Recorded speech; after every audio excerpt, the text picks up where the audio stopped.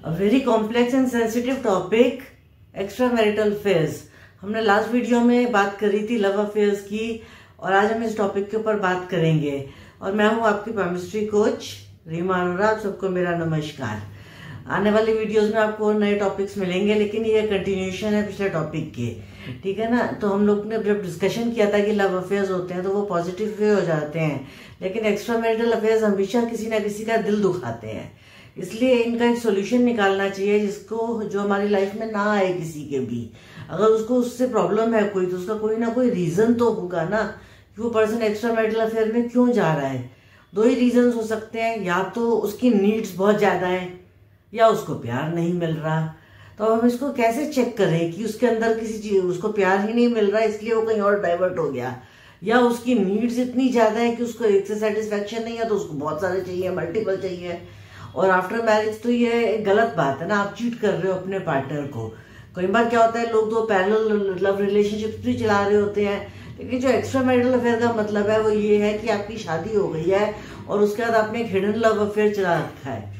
और कुछ लोग तो उसको एक इक्वली पार्टनर का वो दे देते हैं दर्जा।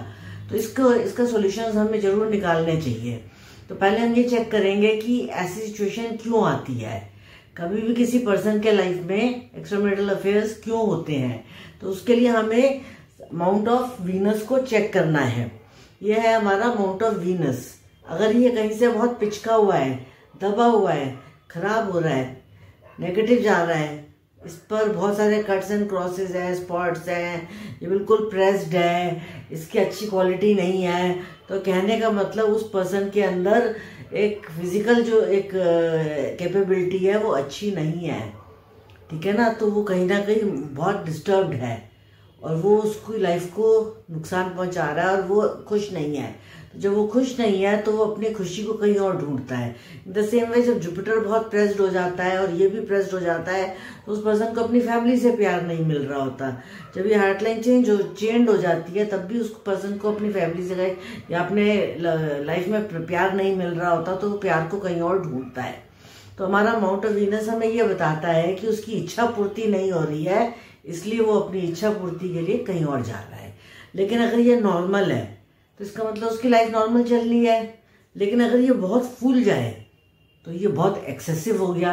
इसका मतलब उस पर्सन की नीड्स इतनी ज्यादा हो गई कि उसका एक से मन ही नहीं भर रहा, उसको एक से ज्यादा की जरूरत है। तो कहीं ना कहीं वो इधर से उधर भटकता है, एक्स्ट्रा मैरिटल अफेयर्स में चला जाता है। उसकी नीड्स पूरी करने के लिए वो अपने आप को कहीं और लेकर चला जाता है और वहां जाकर अपने नीड्स को पूरी करने की कोशिश करता है। तो हमारा ये वाला माउंट बहुत इंपॉर्टेंट रोल पर प्ले करता है। और अगर हम उसको एग्जीक्यूट करने में देखें तो this is desire and this is action.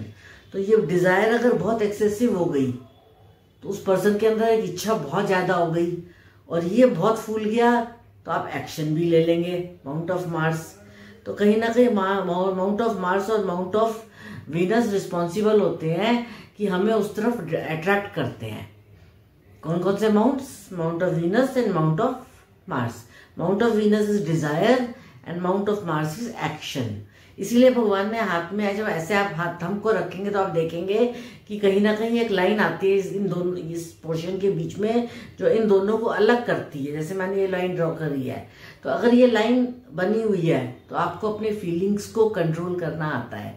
लेकिन अगर ये लाइन मिसिंग हो और ये सारा फूल कर एक हो गया तो उस पर्सन के अंदर फिजिकल नीड्स इतनी ज्यादा एक्सेसिव हो जाती हैं कि वो कहीं ना कहीं किसी एक्स्ट्रा मैरिटल अफेयर में चला जाता है अपनी फिजिकल नीड्स को पूरी करने के लिए।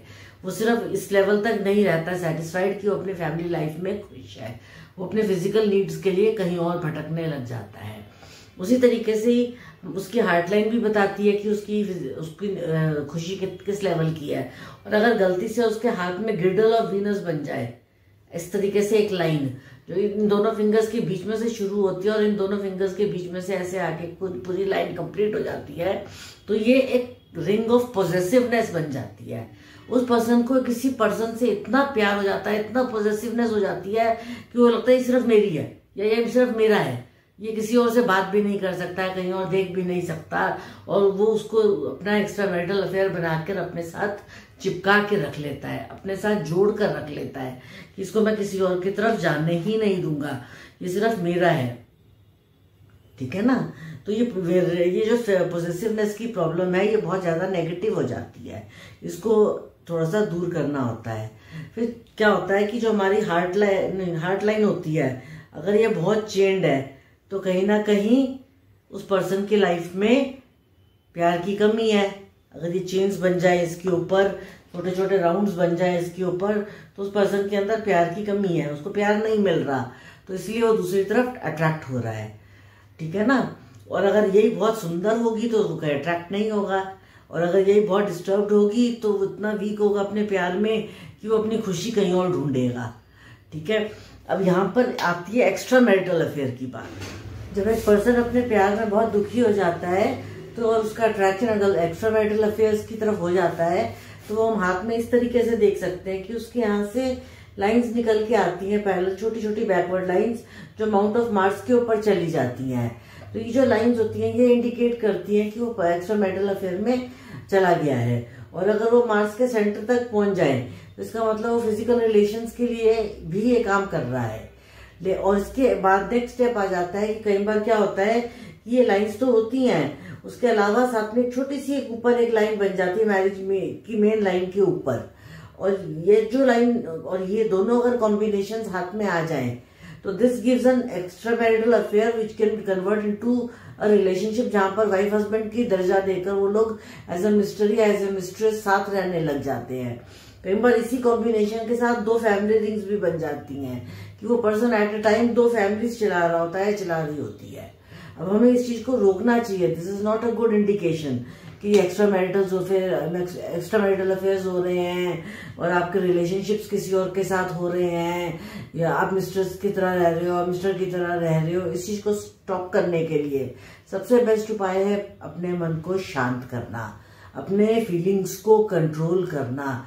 उसके लिए हमें पूजा पाठ करनी चाहिए। आप जिस भी देवी देवता को मानते हो और आप पूजा पाठ करने लग जाते हैं तो आपके अंदर बहुत शांति और सुकून आने लग जाता है। अगर आप चीजें दान करते हो, किसी नीडी की हेल्प करते हो, तो आपके अंदर एक सुकून आता है। अगर आप एक मेडिटेशन करते हो तो आपके अंदर एक सुकून आता है। और कुछ लोग अपने आप को जब अपने आप से सेल्फ कंट्रोल नहीं कर पाते तो उनको रेमेडीज दी जाती हैं, और रेमेडीज में कुछ चीजें रखे हीलिंग्स होती हैं, कुछ प्रोडक्ट्स रखे जाते हैं, उनको बार बार रिमाइंड कराया जाता है कि इस ट्रैक पे मत जाओ, ये आपके लिए अच्छा नहीं है।